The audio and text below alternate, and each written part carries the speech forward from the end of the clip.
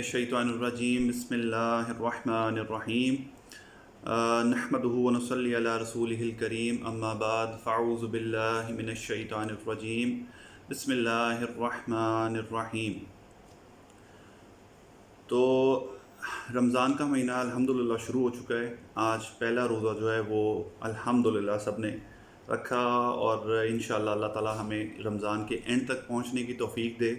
और इसका पूरा बेनिफिट लेने का इंशाअल्लाह हम लोगों को अल्लाह ताला इसकी तौफ़ीक दे। तो थोड़ा सा शुरू करने से पहले जैसा कि आप लोगों को याद है कि एक आध दर्स पहले जब हम लोगों ने किया था तो एक्चुअली मैं ये बता रहा था आपको कि जो रमज़ान का महीना है वो बेसिकली कुरान का महीना है। तो ख़ास तौर पे जिस चीज़ के लिए सबसे ज़्यादा एफ़र्ट्स इस महीने के अंदर होनी चाहिए या जो अल्लाह ताला हम लोगों से रिक्वायर करता है वो है कुरान के ऊपर। जितना ज़्यादा हम लोगों का लिंक कुरान के साथ मजबूत होगा, और एक्चुअली ये सिर्फ इस महीने के लिए नहीं है, ये कंटिन्यू करना चाहिए। इस महीने की ट्रेनिंग जो है ना वो हमें लेके चले आगे कि हम लोग इस महीने के अंदर जो ट्रेनिंग करें और जो कनेक्शन कुरान के साथ हमारा बने वो हम कंटिन्यू करें फिर आगे। अब कुरान अल्लाह ताला की आखिरी किताब है जो कि अल्लाह ताला ने अपने आखिरी नबी हज़रत मोहम्मद सल्लल्लाहु अलैहि वसल्लम पर नाजिल फरमाई।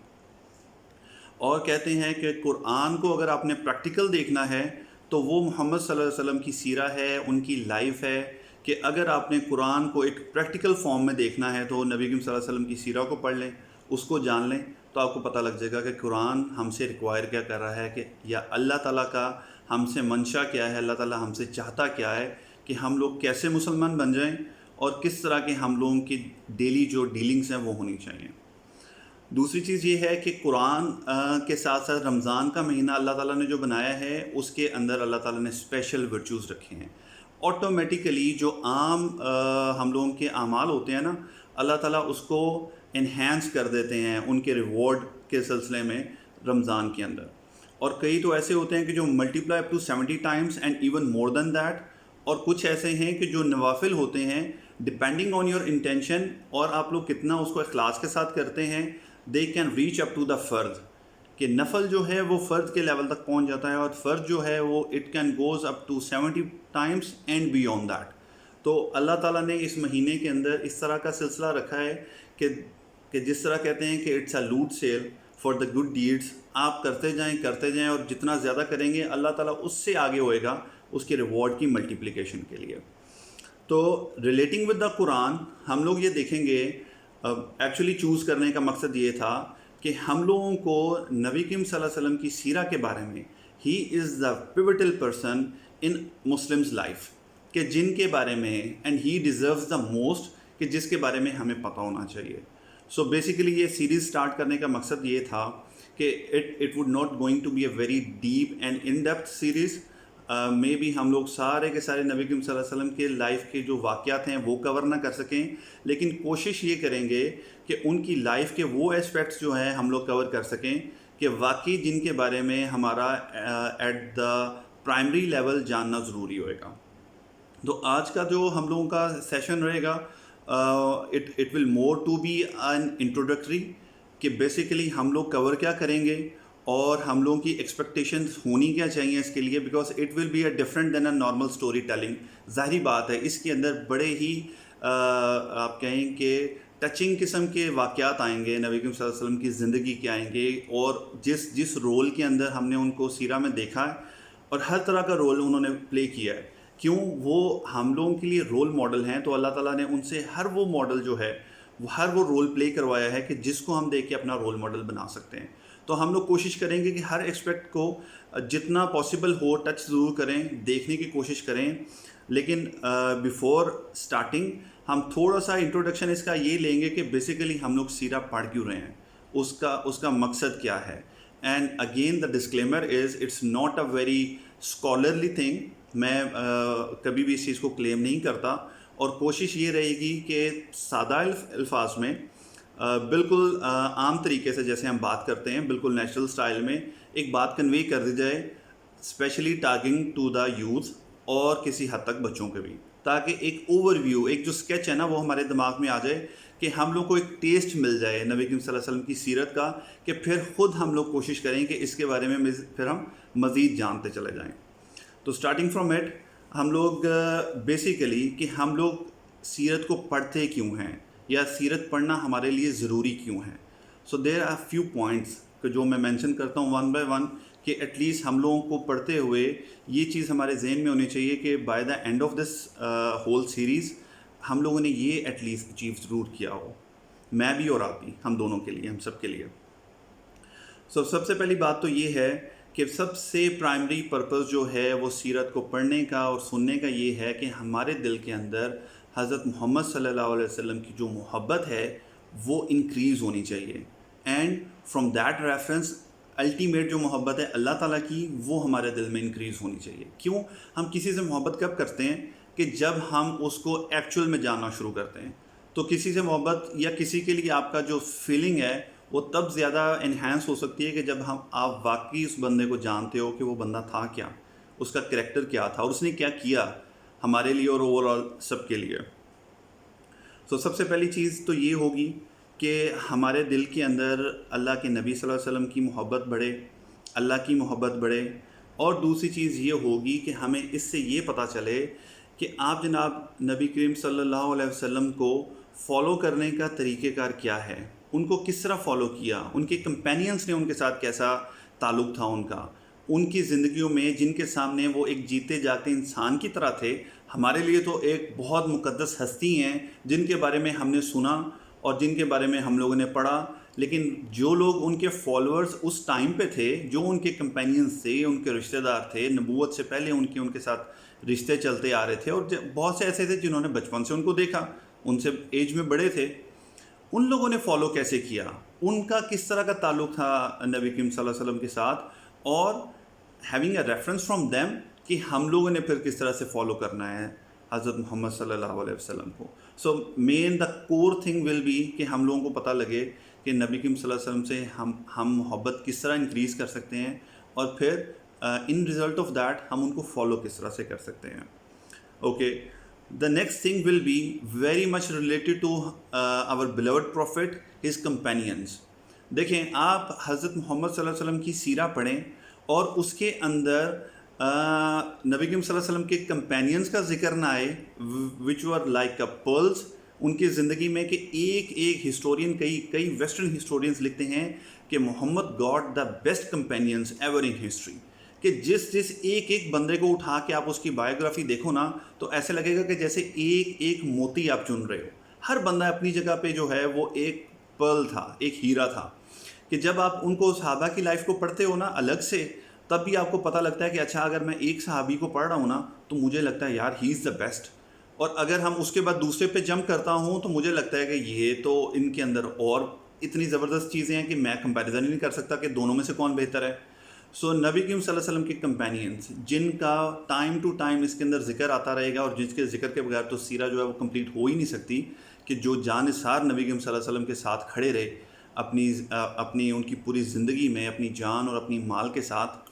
تو دوسرا جو مین پرپز ہوئے گا کہ ان کی محبت اور ان کا تعارف، ان کا انٹروڈکشن جو ہے وہ ہمیں ملے، ہم ان کے بارے میں بھی جانیں. جیسے اللہ تعالیٰ قرآن میں فرماتا ہے کہ بہت سارے مومنین ایسے ہیں کہ جنہوں نے اللہ تعالیٰ سے جو وعدہ کیا وہ اس کو نبھا چکے اور پورا کر چکے، اور بہت سے ایسے ہیں کہ جو اس انتظار میں ہیں کہ وہ اپنا وعدہ کب پورا کریں، یعنی کہ شہادت حاصل کر لیں، یا جو انہوں نے وعدے کیے تھے وہ. سورہ احزاب میں اللہ تعالیٰ انہی صحابہ کے بارے میں ان کو پریز کرتے ہوئے فرماتا ہے کہ واقعی ان لوگوں نے جو وعدے کیے تھے وہ انہوں نے پورے کر دکھائے، اور جو نہیں ابھی کر سکے وہ اس انتظار میں ہیں، وہ بھاگ نہیں رہے کہ پتہ نہیں وعدہ کر کے پھنس گئے، وہ اس انتظار میں ہیں کہ کب وقت آئے اور ہم اپنا وعدہ بھی پورا کریں. تو ایک ان کا لائف کا جو ہے وہ یہ اسپیکٹ ہے. اب اس کے بعد دوسری چیز یہ ہے کہ ہم لوگوں کی زندگی میں کوئی نہ کوئی most probably from the childhood کوئی نہ کوئی ایک ہیرو کا جو ہے وہ کانسیپٹ رہتا ہے ضرور. اور آج کل کے جو ہیروز ہیں، okay more clear they will be superheroes ہیں، وہ آپ کو پتہ ہے کہ کون ہیں. اب ہم لوگوں کے بچے being adult, being ten agers, سارے کے سارے جو ہیں وہ کسی نہ کسی ہیرو کو فالو کرتے ہیں، اینڈ اگر اس کو وہ اپنا رول ماڈل اناؤنس نہیں بھی کرتے تب بھی آپ کو ہمارے ایٹیٹیوڈ سے، ہم لوگوں کی عادتوں سے पता चलता है कि we are follower of home, हम किसको जो है आइडलाइज कर रहे हैं, कौन हमारा सुपर हीरो है, कौन हमारा रोल मॉडल है। उसकी सबसे बड़ी मिसाल ये है कि let take an example of a sports person. अगर किसी स्पोर्ट्स पर्सन के बारे में हम लोग हैं या किसी फिल्म मूवी स्टार के बारे में हम लोग हैं, तो हमें क्या पता होएगा उसके बारे में, उसकी ज़िंदगी के फेजेस। हमें आज जब वो मशहूर हुआ है तब तो हमें पता है, फिर हम कोशिश करते हैं कि इसकी हिस्ट्री भी देखें ज़रा कि ये जब फेमस नहीं था तो उससे पहले की कैसी लाइफ थी, इसकी स्ट्रगल कैसी थी, उसकी पूरी स्टोरी ऑफ दैट स्ट्रगल, फिर वो उसके इंटरव्यूज़, फिर वो अब फेम पे जब पहुंच गया है तो कौन कौन से अवार्ड्स, कौन कौन से ट्रॉफीज़, कौन कौन से रिकॉर्ड्स, वो सारे के सारे हमें याद होते हैं। फिर द स्टाइल, फिर हम स्टाइल अडाप्ट करना शुरू करते हैं, फिर हमारे हेयर स्टाइल्स अगर हों तो, और हमारे ड्रेसेस, और कोई भी चीज़ जिसके अंदर हम रिजेंबल कर सकें उसके साथ, जिसको हम आइडलाइज कर रहे हैं, तो हम अटमोस्ट कोशिश करते हैं कि उसके साथ ये रिलेशन हमारा डेवलप हो जाए कि वो सीम्स लाइक हिम, वो act like him. Actually this is what is required. लेकिन मसला जो है वो फाउंडेशन का है, फंडामेंटल है। वो ये है कि हम लोगों ने चूज़ करने में गलती कर दी। हमारे पास इससे बड़े मेगा स्टार्स और सुपर स्टार्स हैं कि जिनको हम वाकई पढ़ सकते हैं, जिनको हम वाकई फॉलो कर सकते हैं। और देखें, जिससे आप मोहब्बत करते हैं और जिसको आप रियल रोल मॉडल समझते हैं ना, तो फिर आपको ये बताने की ज़रूरत नहीं पड़ती कि उसने क्या कहा और क्या नहीं कहा, क्या करना, कहाँ तक कर सकते हैं, कौन से मसले मसाइल हैं, और पहनना ओढ़ना और शक्ल सूरत और ये सारी चीज़ें, वो फिर बताने की ज़रूरत नहीं पड़ती। फिर बंदा खुद ब खुद उसको ढूंढता है, और जब वो फाइंड आउट कर लेता है तो वो खुद बहुत वैसा होने की कोशिश करना शुरू कर देता है। सो इसके लिए आप तभी ये सब कुछ कर सकते हो जब आप किसी को जानने की कोशिश करते हो। तो फिर इसी मकसद के लिए ये सीरीज़ है कि हम लोग जानने की तो कोशिश करें कि वो लोग कौन हैं जो कि वाकई में डिज़र्व करते हैं कि हमारे सुपर हीरोज़ होने चाहिए और हमारे रोल मॉडल्स होने चाहिए। अच्छा जी, तो उसके बाद थर्ड आ जाए कि हम लोगों का होना चाहिए, हमें ये पता चलना चाहिए कि हमारे पास कौन सी परफेक्ट एग्जाम्पल है जिसको हमें फॉलो करना है। अल्लाह ताला कुरान में कहता है कि हमने उनके ऊपर फेवर किया,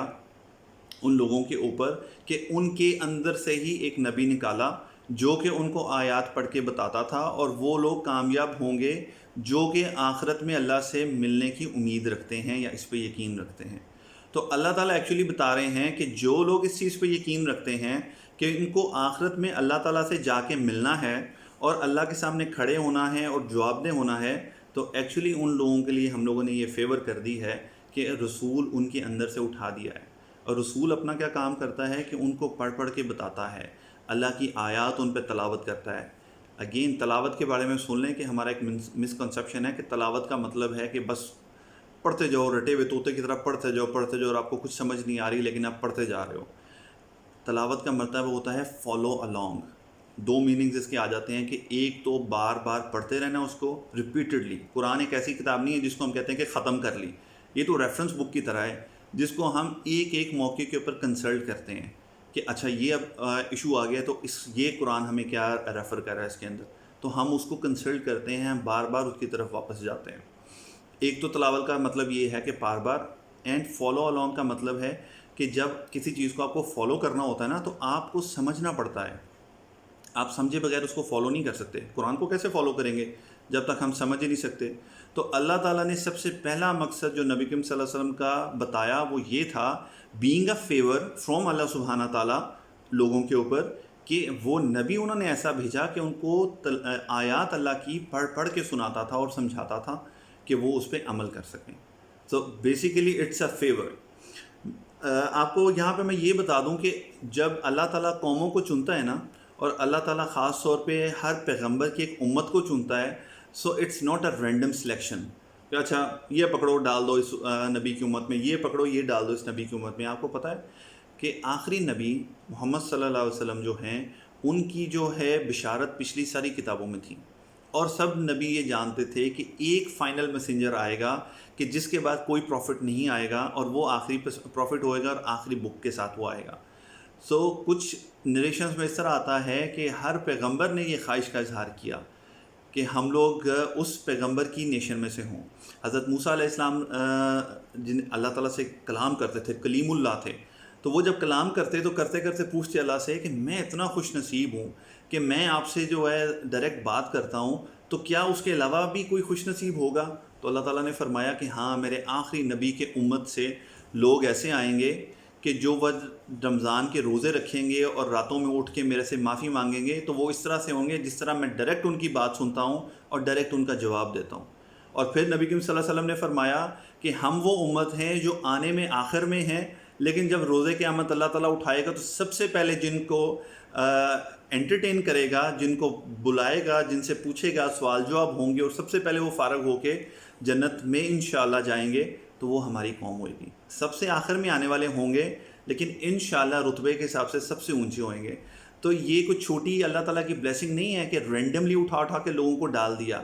اللہ سبحانہ تعالیٰ has chosen each and every person کہ کون کس کو میں نے اس امت میں ڈالنا ہے، اور اللہ تعالیٰ نے جب ہمیں اس امت میں ڈالا،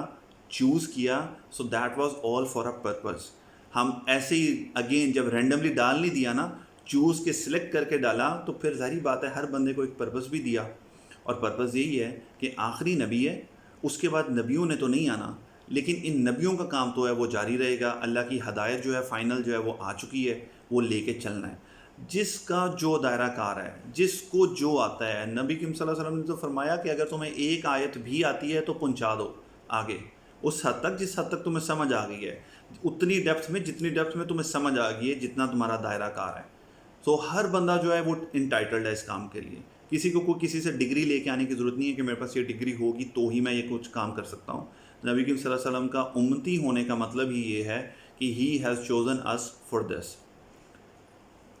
سو بیسیکلی اللہ سے جن کو ملنا ہے اور اللہ سے ملنے کے لیے جو اس چیز پہ ایمان رکھتے ہیں، وہ نبی کریم صلی اللہ علیہ وسلم کی اگزامپل کو فالو کرتے ہیں، اور اگین اگزامپل کو فالو کرنے کے لیے آپ کو اس کا جاننا ضروری ہے۔ جو چوتھی چیز آ جائیں تو get to know the beauty of the Quran. کیسے؟ یہ نبی کریم صلی اللہ علیہ وسلم کی سیرت سے ہمیں بیوٹی آف قرآن کیسے پتہ چلے گا؟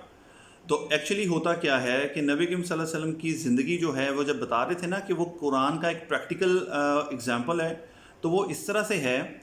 کہ آپ کو نبی کریم صلی اللہ علیہ وسلم کی سیرہ پڑھتے ہوئے آپ کو پتہ چلے گا کہ یہ جو قرآن کی آیت نازل ہوئی تھی، یہ جگہ کا کیا نام تھا، آدمی کون تھے، اس کا the reason of the revelation کیا تھی، جسے وجہ نزول کہا جاتا ہے۔ آپ کو پتہ ہے قرآن تو اس طرح سے نہیں آیا نا کمپائلڈ فارم کے اندر، تورا کی طرح اللہ تعالیٰ نے ٹیبلٹس کے اوپر لکھ کے تو نہیں دے دیا، یہ تو آیت بائی آیت جو ہے وہ نازل ہوا۔ ان دا اسپین آف 23 ایئرس اللہ تعالیٰ نے اس کو ریویل کیا، اور پھر جب ریویل ہوتا تھا تو یہ ایسے نہیں ہوتا تھا، کوئی سچویشن کریٹ ہوتی تھی، اس کے کچھ کریکٹرز ہوتے تھے، کچھ صحابہ ہوتے تھے، کچھ کفار ہوتے تھے، کچھ نبی کریم صلی اللہ علیہ وسلم سے سوال پوچھا جاتا تھا، کچھ نبی کریم صلی اللہ علیہ وسلم کسی سچویشن میں آ جاتے تھے، اس پر ان کے لیے ریولیشن آتی تھی۔ ایچ اینڈ ایوری آیت has its own story, each and every سورہ ہیز اٹس بیک گراؤنڈ۔ تو جب ہم سیرہ کو گو تھرو کریں گے نا، تو بیسیکلی ہمیں قرآن کی پھر وہ بیوٹی اور اس کا جو ہے نا وہ سمجھ آنی شروع ہوئے گی، کہ جب ہم اس کو پھر پڑھنا شروع کریں گے نا اور ہم سمجھ رہے ہوئیں گے، تو پھر اس کا بیک گراؤنڈر ہمارے دماغ میں ہوئے گا، پھر ہم پڑھتے پڑھتے ایکچولی اس جگہ پہ پریزنٹ ہوئیں گے کہ جو نبی کریم صلی اللہ علیہ وسلم کے ٹائم کے اوپر جو حالات تھے، جو سچویشن تھی، تو پھر جو ہم اس کو اپنے اندر انگریو کر سکیں گے آیت کو، وہ شاید سیرہ کے بیک ڈراپ جو ہمارے پاس نہیں ہوئے گا اس کے ساتھ نہیں کر سکتے۔ تو انلیس کہ ہمیں سیرہ کے بارے میں پتہ ہو، اس کے بیک گراؤنڈرز پتہ ہوں آیات کے، تو ہم اس کا پورا فائدہ اٹھا سکتے ہیں۔ سو بیسیکلی سیرہ کو جب ہم پڑھیں گے تو انشاءاللہ بیسیکلی ہم لوگ قرآن کے بھی اور قریب ہوئیں گے، اور ایکچوئل بیوٹی جو ہے قرآن کی، اس سے ہم لوگ فائدہ اٹھانے کی کوشش کریں گے انشاءاللہ۔ اچھا جی، نیکسٹ آ جائے اس میں کہ آپ کو نبی کریم صلی اللہ علیہ وسلم کے بہت سارے رولز ملیں گے اس کے اندر۔ میں نے جیسے شروع میں بتایا کہ نبی کریم صلی اللہ علیہ وسلم کو اللہ تعالیٰ نے ہر قسم کا رول دیا، اور وہ ہر رول کے اندر come out with the perfect person, with the perfect example. لیکن کچھ چیزیں ایسی تھیں کہ جن کے بارے میں ہمیں وہ ہی ریئلی آؤٹ اسٹینڈس، کیونکہ نبی کریم صلی اللہ علیہ وسلم جس جگہ پہ آگے چل کے ہم اس کے بارے میں پڑھیں گے، لیکن ایسی جگہ کہ جہاں پہ لوگ پڑھے لکھے نہیں ہیں، لکھنا پڑھنا نہیں جانتے، کوئی چند آدمی جو لکھنا پڑھنا جانتے ہیں، وہ کوئی چند چیدہ لوگ ہوتے ہیں کہ جو یہ جانتے ہیں۔ ایسا نبی جب آئے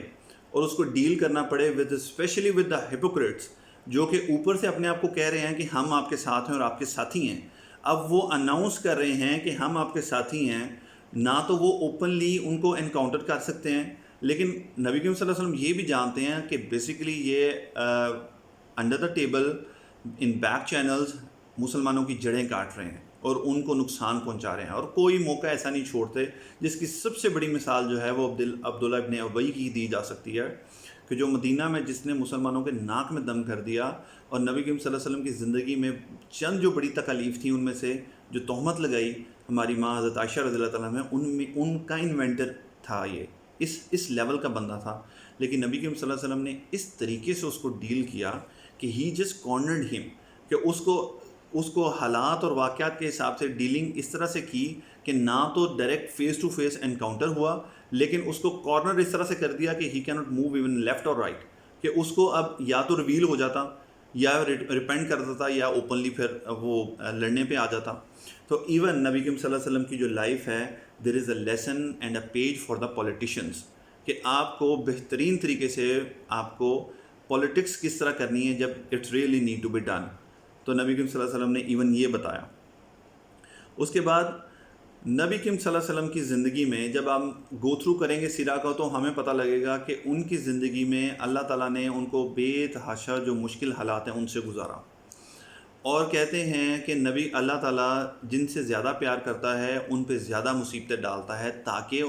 اگر وہ گناہ گار ہیں تو ان کے گناہوں کو وہ ختم کر دے، اور اگر وہ گناہ گار نہیں ہیں جیسے کہ انبیاء نہیں ہوتے تو ان کے رینکس کو اور ایلیویٹ کر دے۔ تو یہ دنیا کے معاملے میں اللہ تعالیٰ کی ایک محبت کا معاملہ ہے کہ اللہ تعالیٰ ان کو مصیبتوں پہ ڈالتا ہے، آلدو کہ نبی کریم صلی اللہ علیہ وسلم نے ہمیں کسی بھی قسم کی مصیبت کو مانگنے سے جو ہے وہ منع فرمایا ہے، اور ریکمنڈیشن ہمارے لیے یہ دی کہ بینگ ہم لوگ بہت ویک ہیں، کہ ہم لوگ اللہ سے یہی دعا کریں کہ ہم لوگ کسی بھی قسم کی آفت کے اور مصیبت کے اس کو ڈیل کرنے کے جو ہے نا وہ قابل نہیں ہیں، تو اللہ تعالیٰ ہمیں اس سے بچائے۔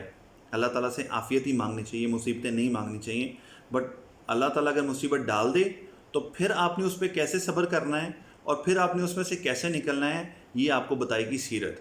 کہ جب آپ کے اوپر کسی بھی قسم کا کوئی بھی معاملہ آئے گا نا، تو میں آئی کین ٹیل یو کہ نبی کریم صلی اللہ علیہ وسلم اس سے سویر مشکل سے گزرے ہیں۔ اللہ تعالیٰ نبی کریم صلی اللہ علیہ وسلم فرماتے ہیں کہ تمام انسانوں میں سے سب سے زیادہ جو مشکلیں آئیں وہ انبیاء پہ آئیں، پروفٹس پہ آئیں، اور ان پروفٹس میں سے پھر سب سے زیادہ جو آئیں وہ جو اللہ تعالیٰ کے سب کے قریب اور آخری نبی تھے ان پہ آئیں، اور پھر جو ان کے قریب تھے، اور پھر جو ان کے ابات۔ تو جو جتنا اللہ کے قریب تھا اس کے اوپر اتنی بڑی مصیبتیں اور اتنی بڑی پریشانیاں آئیں، لیکن وہ حضرت عائشہ رضی اللہ عنہ کی حدیث ہے کہ نبی کریم صلی اللہ علیہ وسلم کھڑے ہو کے نماز پڑھتے تھے رات کی، اور اتنی لمبی لمبی نماز پڑھتے تھے، we can have a test of it, کہ اگر آج کل ہم لوگ کچھ نوافل کے لیے کھڑے ہیں نا، آلدو دیر از نو کمپیریزن، جو محمد صلی اللہ علیہ وسلم کی نماز کی خوبصورتی اور اس کی پرفیکشن ہوتی تھی اس کے حساب سے تو ہماری نماز کا کوئی کمپیریزن ہی نہیں ہے۔ بٹ ایون دین اگر آپ کو وہ تھوڑا سا آئیڈیا ہو جائے کہ اتنی دیر کھڑا ہونا کیسا فیل کرتا ہے، تو نبی کریم صلی اللہ علیہ وسلم کھڑے ہوتے تھے اور ان کے پیر مبارک سوج جاتے تھے، دے یوز ٹو سویل، اور اس کے بعد حضرت عائشہ رضی اللہ عنہ کو کہتی تھیں کہ اللہ تعالیٰ نے آپ کے درجات کو بلند کر دیا ہے، اللہ تعالیٰ نے آپ کو جنت کا وعدہ کر دیا ہے، تو پھر can't you take a but rest? تو نبی کریم صلی اللہ علیہ وسلم کا جواب ہوتا تھا کہ کیا میں، مجھے ان سب چیزوں کا پتہ ہے، لیکن کیا میں اللہ تعالیٰ کا شکر گزار بندہ نہ بنوں؟ سو بے انتہا مصیبتوں کے باوجود اور بے انتہا مشکلوں کے باوجود وہ سب سے زیادہ اللہ کا شکر ادا کرنے والے تھے۔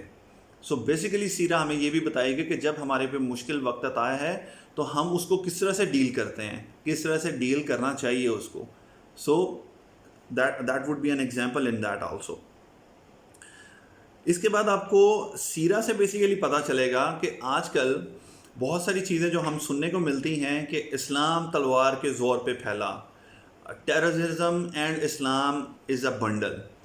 ٹھیک ہے نا، بڑا کچھ سنتے ہیں، اور ہمارے پاس اس کا کوئی جواب اس لیے نہیں ہے کیونکہ ہم لوگ تو ظاہر ہے CNN BBC اور جیو نیوز وغیرہ دیکھتے ہیں، ہمیں تو زیادہ نالج نہیں ہے کہ ایکچولی ان اسلام کا اور ٹیررزم کا ریلیشن کیا ہے۔ سیرہ آپ کو بتاتی ہے، سیرہ کے اندر آپ جب چلتے ہیں سٹیپ بائی سٹیپ، مکہ سے جب اٹھے اور 3 اور 4 لوگ ان کے ساتھ تھے، اور بائی دا ٹائم جب پرشین امپائر اور بیزنٹین امپائر کو ہم لوگوں نے کنکر کر لیا تھا، تو یہ آپ کو سیرہ بتائے گی کہ اسلام پھیلا کس طرح، کتنی تلوار اس میں استعمال ہوئی تھی، کتنا اس کے اندر جو ہے وہ جبر سے لوگوں کو مسلمان کیا گیا تھا، کتنا کو لوگوں کو اس پہ فورس کیا گیا تھا کہ وہ چیزوں کو چھوڑ کے اور اپنے معبودوں کو چھوڑ کے آئیں، نہیں تو ان کا گلا کاٹ دیا جائے گا، نہیں تو ان کو نکال دیا جائے گا. یہ ساری کی ساری چیزیں آپ کو پتہ لگیں گی کہ ایکچولی اسلام نے واقعی ٹیرر پھیلایا تھا، یا اس عرب کو جو کہ ایک اندھیرے میں تھا اور ایک ایسا خطہ تھا کہ جس کو ایون کوئی ورتھ فل بھی نہیں سمجھتا تھا اتنا، اس وقت کی جو امپائر تھیں، کہ اس کے اوپر کوئی دھیان ہی دیا جائے کہ اس کے بارے میں بھی کچھ سوچا جائے کہ شاید ہم اس لینڈ کو آکوپائی کر لیں یا اس سے ہمیں کوئی فائدہ مل جائے. وہ تو اس قدر بھی اس کو ویلیوفل نہیں سمجھتے تھے. اس لینڈ کے اندر اللہ کے نبی نے کھڑے ہو کے اللہ کا پیغام پہنچانا جب شروع کیا، اور اس کو اس محبت سے اور پیار سے اس کو پھیلایا کہ پھر تلوار سے پھیلا اور جبر سے پھیلا اور زبردستی پھیلا. یہ ساری کی ساری چیزیں پھر ہمیں سیرہ اس کا جواب دے گی. اور دین وی will be in a position کہ ہم لوگ آنکھوں میں آنکھیں ڈال کے بات کر سکیں کہ ٹیررزم اور اسلام جو ساتھ ساتھ چلتے ہیں، وہ اسلام وہ نہیں ہے ایٹ لیسٹ کہ جو ہمارے بلیورڈ پروفٹ لے کے آئے تھے. ایٹ لیسٹ یہ وہ اسلام تو نہیں ہے. ہاں، یہ کوئی اور اسلام کا نئی فارم ہو سکتی ہے، وہ فارم تو نہیں ہے جس اسلام کو اوریجنلی ہم لوگ جانتے ہیں. اس کے بعد آ جائیں the last but not the least کہ آپ جناب محمد صلی اللہ علیہ وسلم کی اپیرنس. بہت سارے صحابہ جو ہیں ان لوگوں نے اس ڈیٹیل کے ساتھ پروفٹ محمد صلی اللہ علیہ وسلم کی اپیرنس کے بارے میں بتایا ہے کہ ایک ایک چیز ایسے کہ اگر شاید حلال ہوتا کرنا تو بیٹھ کے اسکیچنگ کی جا سکتی تھی. اتنی زیادہ ڈیٹیلز تھی، اتنی زیادہ ڈیٹیل کہ انہوں نے ایک ایک چیز، ان کے بال کیسے تھے، ان کا قد کیسا تھا، ان کے ہاتھ انگلیاں کیسی تھیں، ان کے پیر کیسے تھے، نیچے سے تلوے کیسے تھے، ان کی ناک کیسی تھی، ان کے ہونٹ، ان کے دانت کیسے تھے. ایک ایک چیز کے یہ محبت کا انداز ہوتا ہے نا، کہ اتنی محبت کرتے تھے کہ وہ اس طرح سے تھے کہ جیسے ان کی تصویر جو ہے وہ کیپچر ہوتی تھی ان کی آنکھوں میں، کہ وہ ان کو سامنے نہیں بھی بیٹھا ہوا دیکھتے تھے، لیکن ان کے بارے میں وہ اس طرح سے بیان کرتے تھے جیسے وہ ان کے سامنے بیٹھے ہوئے ہیں اور ان کے بارے میں وہ بیان کر سکتے ہیں. اور اتنی زیادہ ڈیٹیلز کے ساتھ انہوں نے کیا. اور ان ڈیٹیلز کے اندر اگر حسان بن ثابت جو کہ نبی کریم صلی اللہ علیہ وسلم کے پوئٹ تھے، جس کو نبی کریم صلی اللہ علیہ وسلم نے دعا دی کہ حسان شعر کہو، تمہارے شعر جو ہیں وہ ہمارے تیروں سے زیادہ زور سے لگتے ہیں جا کے کفار کے سینوں میں. کہ جب وہ ان کے، آپ کو پتہ ہے نا، یہ وہ ٹائم تھا کہ جہاں پہ جو پوئٹری ہے اس کو بڑا پریز کیا جاتا تھا، بڑا گلوریفائی کیا جاتا تھا اس کو. تو اس وقت جو انٹلیکچوئل لیول پہ لڑنے والے تھے وہ حسان بن ثابت تھے، جنہیں شاعر رسول کہا جاتا ہے، جن کو اللہ تعالیٰ کے نبی صلی اللہ علیہ وسلم نے دعا دی کہ اللہ تعالیٰ تمہاری جبریل کے ذریعے سے مدد کرے، تم دو ان کو جواب. انہوں نے ایک شعر میں کہا کہ میں نے آپ سے حسین کوئی آدمی نہیں دیکھا، اور آپ جیسا حسین کسی ماں نے اس کو برتھ نہیں دی، کسی ماں نے اس کو پیدا نہیں کیا. اور آپ کو اللہ تعالیٰ نے ایسا بنایا ہے، just see the intellectual level, کہ وہ کہتے ہیں کہ آپ کو اللہ تعالیٰ نے ایسا بنایا ہے کہ جیسا آپ نے خود اپنے آپ کو کہا ہو. ان دا سمپل ورڈ جسے ہم کہتے ہیں نا کہ ہم لوگ کھڑے ہو کے کسٹمائزڈ ہم چاہیں کہ ہم اس طرح کے ہونے چاہیے، ناک ایسی ہونی چاہیے، آنکھیں ایسی ہونی چاہیے، کان ایسا ہونا چاہیے، اسٹرکچر ایسے ہونے چاہیے. تو وہ کہتے ہیں کہ آپ اتنے پرفیکٹ تھے اور اتنے خوبصورت تھے، اللہ تعالیٰ نے آپ کو بنایا کہ ایسا لگتا تھا کہ جیسے آپ نے خود کہا ہو کہ مجھے ایسا بنائیں، اور اللہ تعالیٰ نے آپ کو ویسا بنا دیا. تو اٹس دا پیک کہ کوئی کسی کے بارے میں یہ چیز کہہ سکے کہ آپ کتنے خوبصورت تھے یا کتنے آپ ہینڈسم اللہ تعالیٰ نے آپ کو بنایا تھا. سو فردر آن جب ہم آگے چلیں گے تو ضرور ان اپیرنس کے بارے میں بھی دیکھیں گے کہ جن صحابہ نے آپ کا جن جن موقعوں کے اوپر اپیرنس جو ہے وہ ڈسکرائب کی، تو ان کو بھی دیکھیں گے. سو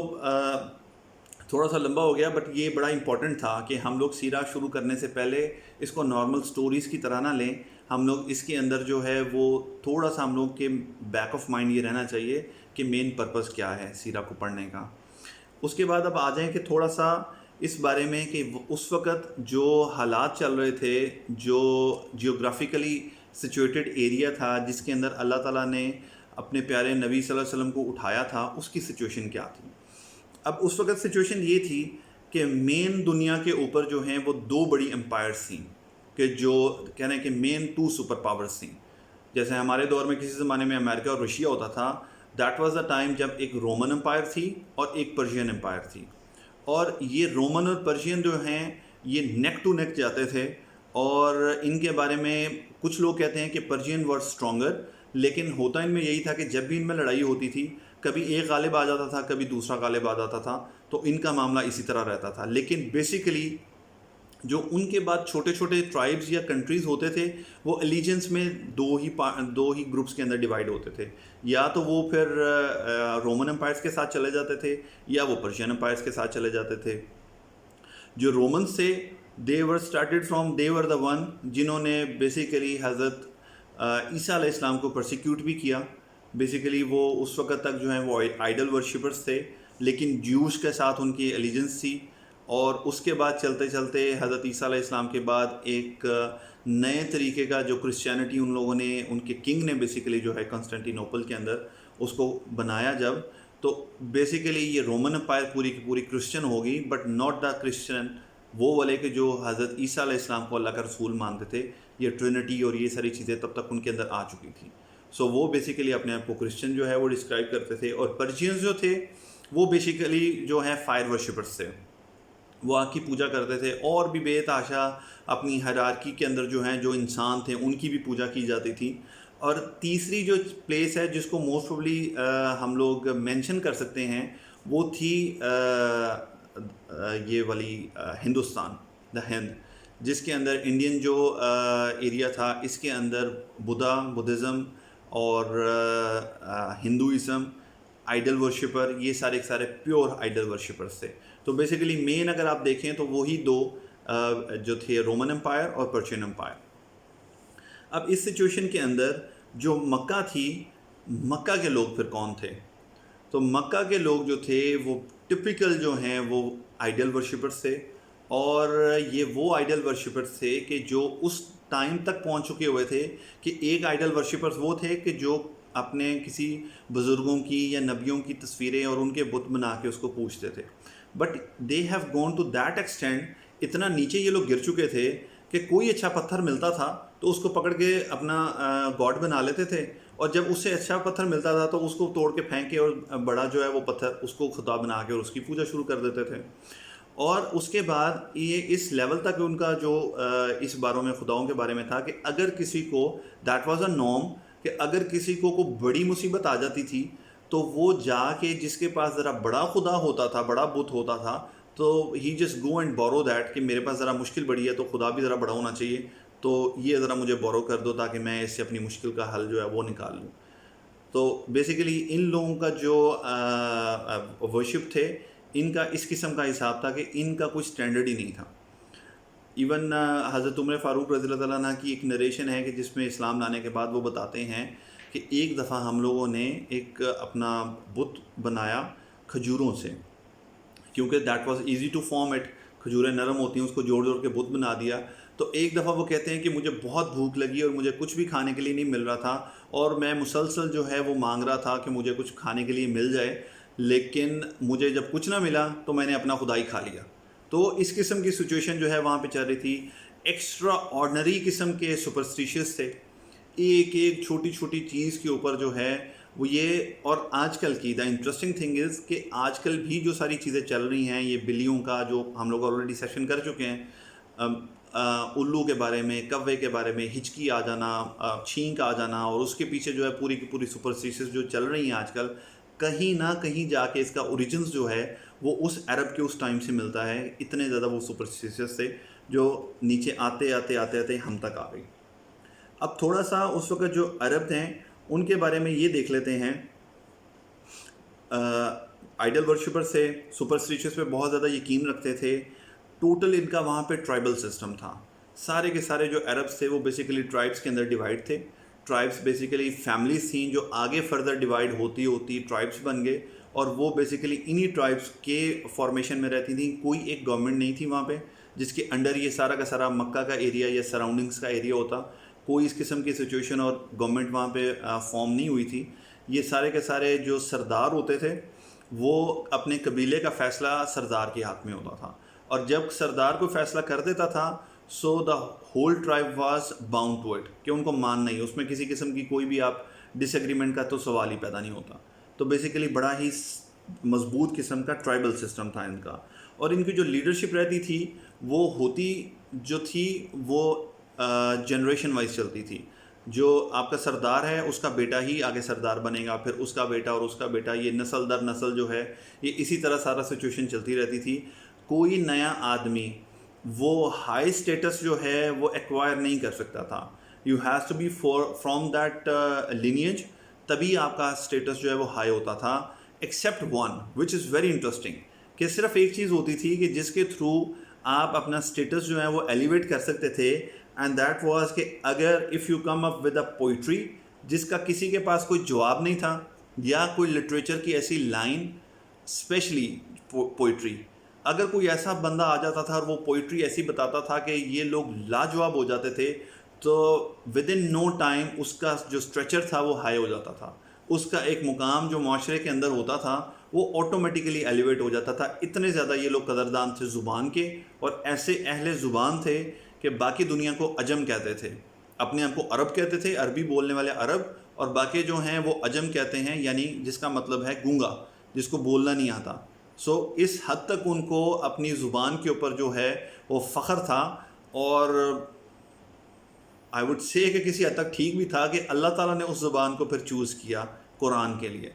لیکن ہوا کیا کہ اتنے بڑے انٹلیکچوئل تو یہ بیٹھے ہوئے تھے کہ جب قرآن آیا اس کے بعد نبی کریم صلی اللہ علیہ وسلم کے بارے میں آتا ہے کہ نبی کریم صلی اللہ علیہ وسلم نے کبھی بھی اپنی زندگی میں لنگوسٹیکلی کبھی کوئی مسٹیک نہیں کی. وہ اتنے پرفیکٹ تھے بولنے میں, اللہ تعالیٰ نے ان کو ایسی ایلوکوینس دی تھی کہ وہ جب بولتے تھے تو وہ کسی قسم کی کوئی مسٹیک نہیں کرتے تھے. لیکن اس کے بعد جب قرآن نازل ہونا شروع ہوا تو وہ اس کا لیول تو ظاہر ہے کہ نبی کریم صلی اللہ علیہ وسلم کا ٹاپ پہ تھا, لیکن وہ اللہ کا کلام تھا, اس کا تو کوئی کمپیریزن ہی نہیں تھا. تو آفٹر قرآن ایرا جو ہے وہ عربک زبان میں وہ یہ ہے کہ اب the authority and the litmus test جو ہے, وہ جو بینچ مارک ہے وہ قرآن ہوتا ہے. اگر آپ نے عربی کو دیکھنا ہے کہ یہ عربک ٹھیک ہے یا غلط ہے, تو ابھی بھی آج کے دور میں بھی اس کو قرآن کو ایز اے ٹیکسٹ بکس جو ہے وہ یا ریفرنس بک جو ہے وہ ریفر کیا جاتا ہے, اور قرآن کے اوپر سے دیکھا جاتا ہے کہ یہ جو رول ہے گرامر کا یا عربک کا یہ ٹھیک ہے یا نہیں ٹھیک. آپ کو may be you will be surprise کہ جہاں پہ ایز اے لینگویج عربک پڑھائی جاتی ہے, بہت سارے نان مسلم بھی پڑھاتے ہیں, وہاں پہ بھی قرآن کو کنسلٹ کیا جاتا ہے for as a reference book, اس کی ایکوریسی چیک کرنے کے لیے عربک کی. تو وہ اس چیز کے اندر, اور آپ کو اس چیز سے سمجھ آ جانی چاہیے کہ اس وقت زبان کا اور ایلیکوینس کا کیا سٹینڈرڈ تھا, اور کیا اس کا جو وہاں کی سوسائٹی تھی اس کے اندر اس کا سٹیٹس کیا تھا لوگوں کے لیے. اس کے بعد اگر آگے آ جائیں تو یہ لوگ ٹریڈ کے معاملے میں جو ہے ان کی جو انکم وغیرہ تھی, وہاں پہ کوئی اس طرح کی پروڈکشن اور یہ چیز کچھ بھی نہیں ہوتا تھا. مین ان کا جو سارا کا سارا ڈیپینڈ کرتا تھا وہ ان کی ٹریڈ ہوتی تھی, کیونکہ جو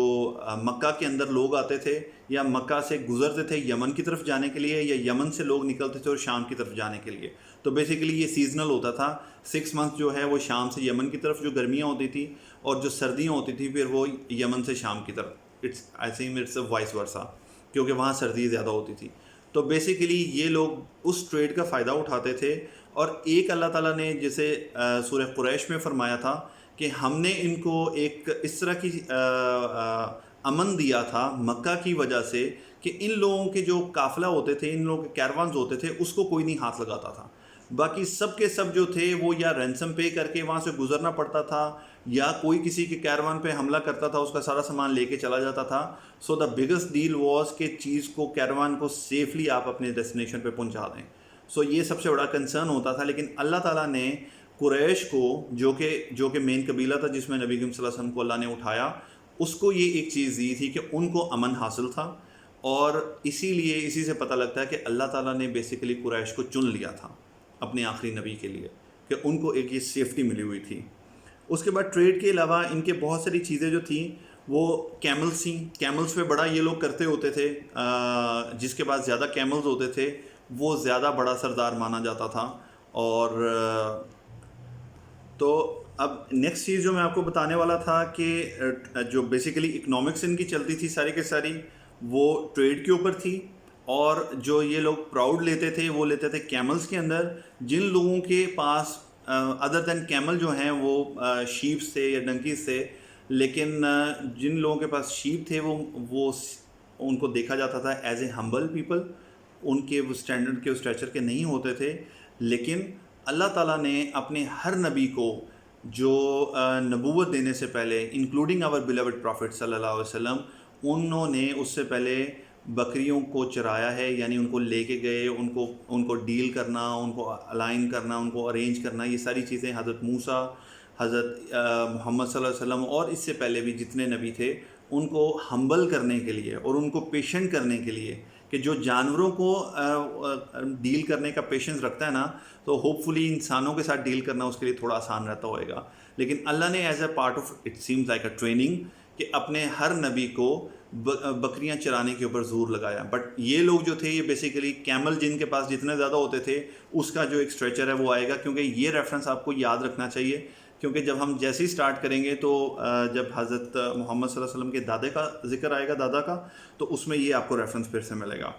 اچھا جی، تیسری چیز جو تھی ان کے فیسٹیولز بہت سارے ہوتے تھے. حج کے ٹائم پہ بھی حضرت ابراہیم کے دور سے حج تو وہاں پہ ہو رہا تھا، لیکن مور آف اے حج یہ فیسٹیول ہو گیا تھا، جس کی وجہ سے دور دور سے لوگ آتے ہوتے تھے ان کے پاس،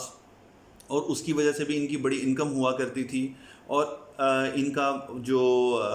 انکم کا ایک بہت بڑا پورشن جو ہے یہ بیسیکلی ان فیسٹیول سے بھی آتا تھا. لیکن انٹرسٹنگلی اس سے پہلے بھی ان لوگوں کا انٹریکشن جو ہے وہ جوز کے ساتھ ہو گیا تھا،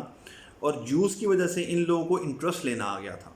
تو جب نبی کریم صلی اللہ علیہ وسلم جو ان کی بعثت ہوئی اور وہ نبی بنا کے بھیجے گئے، تو آلریڈی یہ لوگ اس چیز میں تھے کہ یہ لوگ انٹرسٹ پہ پیسے دیا کرتے تھے، اور اس پہ بڑا ہارش قسم کا انٹرسٹ لیا کرتے تھے اور بخشتے نہیں تھے. یہ ان لوگوں کے اندر کچھ گندی چیزیں جو آ گئی تھیں. لیکن دا ورسٹ تھنگ جو ان کے اندر تھی وہ تھی عورتوں کو ڈیل کرنا. وہ عورتوں کو ڈیل کیا کرتے تھے as a commodity.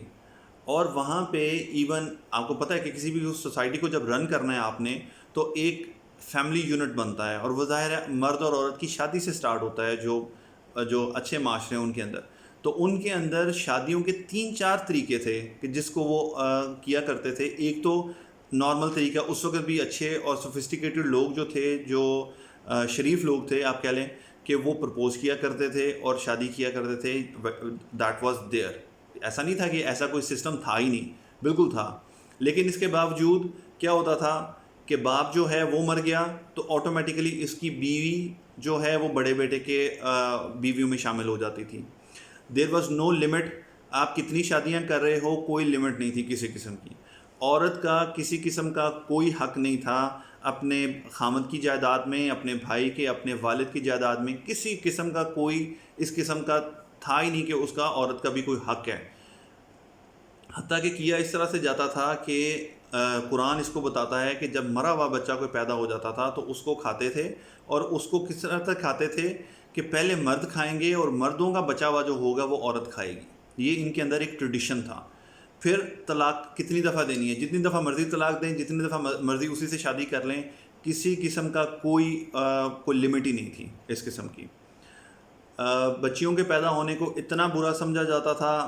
Famous narrations آپ نے سنی ہوئی ہیں کہ ایون ان کو پکڑ کے مار دیا جاتا تھا، ان کو زمین میں زندہ دبا دیا جاتا تھا. اس قسم کا وہ لوگ تھے کہ ایک دفعہ ایک صحابی جو ہیں وہ ایمان لانے کے بعد نبی کریم صلی اللہ علیہ وسلم کے سامنے واقعہ پیش سنا رہے، اور نبی کریم صلی اللہ علیہ وسلم جو ہیں وہ اتنا روئے کہ ان کا پورا چہرہ بھیگ گیا، ان کی داڑھی جو ہے وہ پوری کی پوری گیلی ہو گئی. اور وہ پوچھتے جا رہے تھے کہ کیا تیرے دل میں ذرا بھی رحم نہیں آیا کہ تو بیٹی کو، چھوٹی بیٹی کو جو ہے وہ دفن کر رہا ہے زندہ، اور وہ بچی جو ہے وہ جب دفن کر رہا ہے، جب تک اس کو سمجھ نہیں آ رہی کہ ہو کیا رہا ہے، وہ اپنے باپ کی داڑھی سے مٹی کو جھاڑ رہی ہے اپنے ہاتھوں سے، اور اس کو رحم نہیں آیا. اس قسم کی سوسائٹی تھی. اور شاید رحم آیا ہو، لیکن سوسائٹی کا پریشر اتنا تھا کہ اس نے کہا کہ یہ اگر میں نے اس کو مارا نا تو میں سوسائٹی میں کیسے پھروں گا. سو عورت کا یہ معاملہ تھا. عورت کا شادی کا معاملہ میں آپ کو بتا رہا ہوں کیسا تھا. عورت اپنے گھر کے اوپر ایک جھنڈا کالے رنگ کا لگا دیتی تھی. جس مرد کا دل چاہتا تھا وہ اس کے پاس آ سکتا تھا، اس کو کچھ پے کر دیتا تھا، اور جو بھی بچہ ہوتا تھا وہ عورت کی مرضی ہوتی تھی کس آدمی کا نام لے، اور پھر اس آدمی کا وہ بچہ ہو جاتا تھا. اس قسم کے بہت ہی جو گھٹیا قسم کے کام تھے عورت کے معاملے میں، وہ وہاں پہ چل رہے تھے. کسی قسم کی کوئی عزت اور مقام عورت کے نام کا کچھ بھی نہیں تھا. مطلب it was like a full dark. جب اللہ تعالیٰ نے نبی کریم صلی اللہ علیہ وسلم کو ایک روشنی بنا کے جو ہے وہ اس دنیا میں بھیجا، تو ارد گرد آپ دیکھیں نا کہ سب سے بڑی جو 2 امپائرز ہیں، وہ ایک آگ کی پوجا کر رہی ہے، دوسرا ٹرینیٹی کے چکر میں ہے، تیسرا اینڈ جو آپ کا انڈیا کا ہے وہ پورے کے پورے بدھزم اور پیورلی جو ہیں بتوں میں جو ہیں وہ گسے میں ہیں. عرب جو ہیں وہ بتوں کی پوجا تو کر رہے ہیں، لیکن ان کے اندر اپنی بے تحاشا قسم کی جو ہیں بری خصلتیں اور سب کچھ ہیں. ہیونگ سیڈ دیٹ ان کے اندر کچھ اچھی چیزیں تھیں. عرب کے اندر جو عرب قوم کو اللہ تعالیٰ نے چنا اپنے آخری نبی کو بھیجنے کے لیے, تو واقعی ان کے اندر کچھ ایسی خوبیاں بھی تھیں کہ جن کو ہمیں ضرور مینشن کرنا چاہیے. بہت ہی زیادہ جنرس لوگ تھے, خرچ کرنے میں اس طرح سے تھے کہ وہ پرواہ بھی نہیں کرتے تھے کہ میرے پاس پیچھے کچھ باقی بچے گا یا نہیں بچے گا, خرچ کر دیتے تھے جہاں پہ جنروسٹی کی آتی تھی. یہ الگ بات ہے کہ موٹیو کیا ہوتا تھا. موٹیو بے شک یہ ہوتا تھا کہ اس معاشرے کے اندر جو جنرس آدمی تھا اس کی عزت بڑی ہوتی تھی, بے شک معاشرے کو دکھانے کے لیے اور بتانے کے لیے, but they was quite generous. آپ کو حاتم طائی کے بارے میں پتہ ہے, وہ بھی عرب میں سے تھا جو بہت زیادہ خرچ کرتا تھا. میموری بڑی زبردست تھی, جینیس لوگ تھے. جینیس لوگ ان اے سینس کہ ان کو میموری وائز اتنے اسٹرانگ ہوتے تھے کہ ایون اپنے اونٹوں کی لینیج بھی یاد ہوتی تھی, مطلب زبانی وہ بیان کر سکتے تھے. لیٹ اپارٹ کے لوگوں کی اور اپنے رشتہ داروں کے, ہمیں تو تیسری دادے کے بعد شاید پردادے کا نام نہیں پتہ ہوئے گا ہم لوگوں کو, یا کئی دفعہ تو ہمیں مشکل ہوتی ہے کہ فلاں بندہ جو مجھے ملا ہے اس کا میرے ساتھ رشتہ کیا ہے. تو وہ لوگ اپنی میموری کے حساب سے اس طرح سے تھے کہ ان کو اونٹوں کی اپنی جو لینیج ہے اس کے بارے میں بھی یاد ہوتا تھا. چوتھی بڑی چیز جو ان کے اندر تھی, گیسٹ کا بڑا آنر کرتے تھے. اگر ان کی بڑی مشہور کہاوت تھی کہ کہتے تھے کہ تم کس طرح سے مجھے کھانے کے بارے میں پوچھ رہے ہو کہ گھر میں کھانا ہے یا نہیں ہے, جبکہ میری سواری, میرا اونٹ جو ہے وہ سامنے کھڑا ہوا ہے. یعنی کہ وہ اس سے بھی دریغ نہیں کرتے تھے کہ اگر کوئی مہمان آ گیا ہے تو اپنی سواری جو ہے اس کو ذبح کر کے پکا کے کھانا سامنے رکھ دیں گے کہ بعد میں دیکھی جائے گی, پہلے مہمان نوازی کروں گا میں. یہ چیز ان کے اندر تھی کہ موسٹ آف دا ٹائم وہ مہمان کو بڑا آنر کرتے تھے, اور اس چیز کو سوسائٹی میں بڑا اچھے انداز سے دیکھا جاتا تھا. تیسری بات یہ ہے کہ کریجیس تھے, بہت زیادہ کرج ہوتی تھی, لڑنے مرنے کے لیے جو ہے وہ تیار ہو جاتے تھے, اور جب تیار ہو جاتے تھے تو پیچھے نہیں ہٹتے تھے. آپ کو پتہ ہوئے گا کہ ان کے اندر جو قبیلہ, میں نے آپ کو بتایا تھا نا کہ بیسیکلی ٹرائبل سسٹم تھا, تو ایک ٹرائب اگر پیچھے کھڑا ہے کسی ایک بندے کا, کسی دوسرے ٹرائب کے بندے کے ساتھ جھگڑا ہو گیا ایک بندے کا, تو پورا کا پورا ٹرائب اس کے سامنے کھڑا ہو جاتا تھا, اور پھر اس ایک بندے کی غلطی یا چھوٹی سی بات کی وجہ سے پھر جنگ ہوگی تو اس میں کتنے آدمی مر گئے, کتنے قتل ہو گئے, کوئی پرواہ نہیں کرتا تھا. پھر لگ گئے تو پھر لگ گئے, اتنے کرجس ہوتے تھے. اور یونٹی ان میں اس طرح سے ہوتی تھی کہ لڑتے ضرور تھے دوسرے قبیلوں کے ساتھ, لیکن اپنے جو سردار ہوتا تھا, اپنا جو قبیلہ ہوتا تھا, اس کے ساتھ یونٹی کا یہ عالم ہوتا تھا کہ سردار نے غلط فیصلہ کر دیا یا صحیح فیصلہ کر دیا, پھر پورا کا پورا ٹرائب اس کے پیچھے کھڑا ہے. اس میں کسی میں کوئی ہمت نہیں ہوتی تھی کہ وہ اپنے سردار سے جو ہے وہ ڈس ایگری کرے گا. یونٹی اس معاملے میں زبردست ان میں ہوتی تھی. اور آخری چیز جو ہے کہ آنرنگ دا پرومس کر لیتے تھے نا, پھر چاہے گردن اڑ جاتی in most of the cases. Exceptional cases تب بھی ہوتے تھے, لیکن in general most of the cases کیا ہوتا تھا کہ اپنا وعدہ نبھانے والے ہوتے تھے. وعدہ کر لیتے تھے تو پھر اس کے اوپر ڈٹ جاتے تھے, پھر نقصان اور فائدہ نہیں دیکھتے تھے. تو یہ کچھ چیزیں تھیں کہ جو ان کے اندر بہت اچھی تھیں, اور بے تحاشا ان کے اندر جو ہیں وہ بری خصلتیں اور بری عادتیں بھی تھیں. اور یہ وہ پورا کا پورا ماحول تھا, یہ وہ پورے کی پوری قوم تھی جس کے اندر اللہ تعالیٰ نے پھر اپنے آخری نبی کو جو ہے وہ مبعوث کیا تھا. اور اسی قوم کو لے کے آپ کو ابھی بھی حالت میں نے بتا دی, پھر اللہ کے نبی صلی اللہ علیہ وسلم نے آ کے اس قرآن کی طاقت سے اور اللہ کی ہدایت سے اس کو کیسی ایکسٹرا آرڈنری قوم بنا دیا تھا. تو انشاءاللہ یہ ہم پراپرلی نبی کریم صلی اللہ علیہ وسلم کی برتھ سے پہلے کے کچھ واقعات, اور پھر ان کی برتھ, اینڈ دین پھر آنورڈس ہم لوگ پھر چلتے جائیں گے, اور پھر tomorrow will straight away dig into the دا سیرہ انشاءاللہ. سو یہ بیسیکلی ایک بیک گراؤنڈر تھا, ایک انٹروڈکشن تھا,